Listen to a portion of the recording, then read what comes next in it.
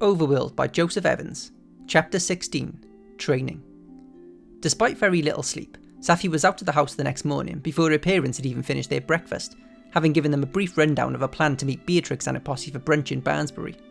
When she arrived at the Mage's Guild, she found it a lot quieter than it had been the previous day, and realised that since it was now Monday, a lot of players would most likely be at their day jobs. At the head of the main hall, Saffie could see Grand Mage Keith talking to someone.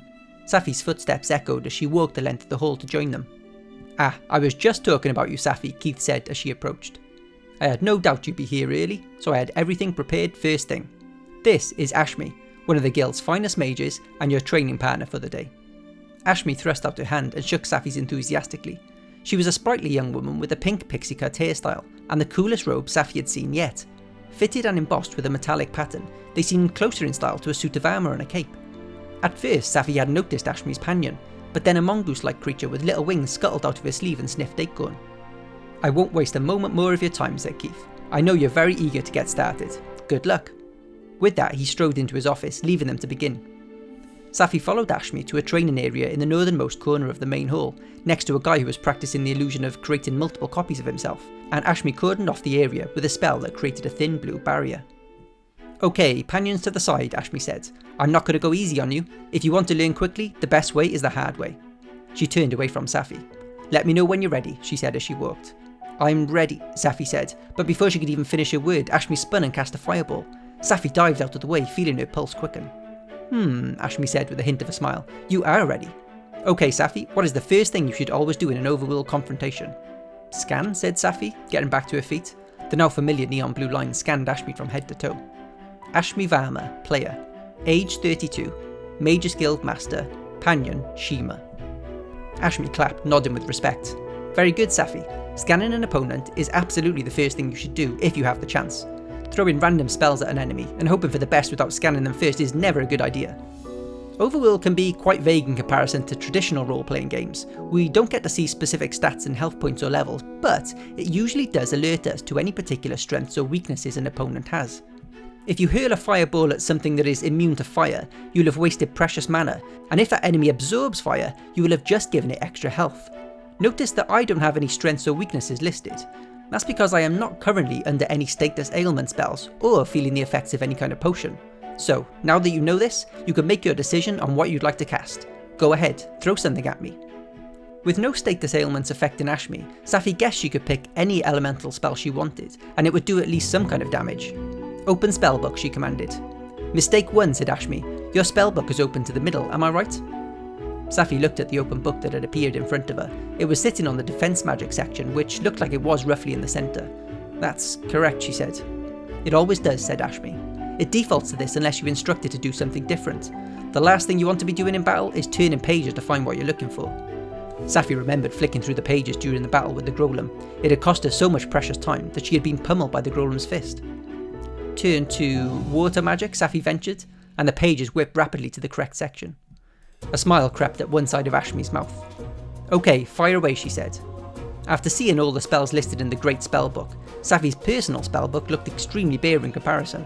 There were just 3 water spells she currently had access to. Splash, a small water projectile. Soak, a large burst of water spanning a wide area. And Drench, an all-encompassing, forceful whirlpool of water. Saffie's instinct was to cast a Drench, which she guessed had to be the most powerful of the lot, but she stopped herself before she did. Her blue mana bar was still a little depleted from her battle with the Golem, and she had played enough video games to know that the more powerful a spell was, the more mana it used up. If she cast the most powerful water spell she had access to right away, she would probably be left with very little mana for the rest of the fight. She decided to go for the middle one, and slammed the book shut. "Soak," she commanded, thrusting her arm out. A burst of water shot from her palm, heading straight for Ashmi's chest. "Lightning strike," Ashmi said, and wafted her hand in front of her with the casual ease of someone swatting away a fly.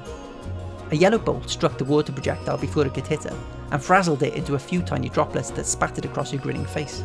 "Did you notice how I used an offensive spell instead of a defensive spell?" she said.